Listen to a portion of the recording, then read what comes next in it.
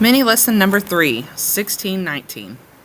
In August of 1619, the first group of 20 to 30 captured Africans arrived in Virginia. Upon arrival, this group was documented and has been historically referred to as 20 and odd Negroes. This group included men, women, and children kidnapped from their villages in the kingdom of Ndongo in modern Angola. They were a part of a larger group heading to Veracruz, Mexico, and were taken by English pirates after an attack on the Portuguese slave ship that was transporting them. Even before the encounter with the pirates, this journey was traumatic, filled with terror, hunger, and death for the roughly 350 Africans on board the San Juan Bautista.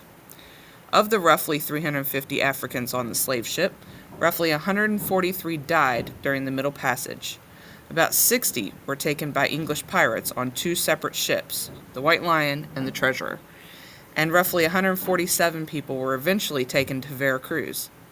When the 20 and odd enslaved Africans arrived in Virginia on the White Lion, Governor George Yeardley and his head of trade, Cape Merchant Treasurer Abraham Piercy, bought them in exchange for food.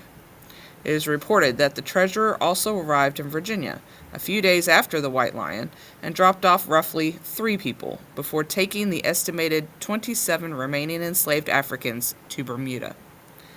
Although it has been documented that the first free and enslaved Africans arrived in what would become the United States in the 1500s, it is noteworthy that this transaction in 1619 is credited as a turning point for slavery.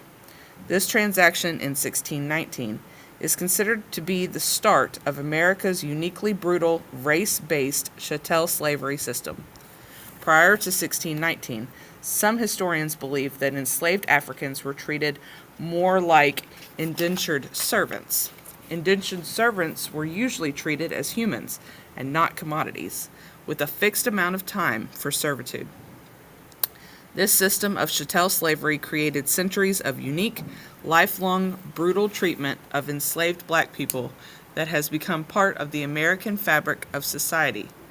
It is well documented that descendants of enslaved Africans in America continue to face unequal treatment over 400 years after this initial transaction in 1619.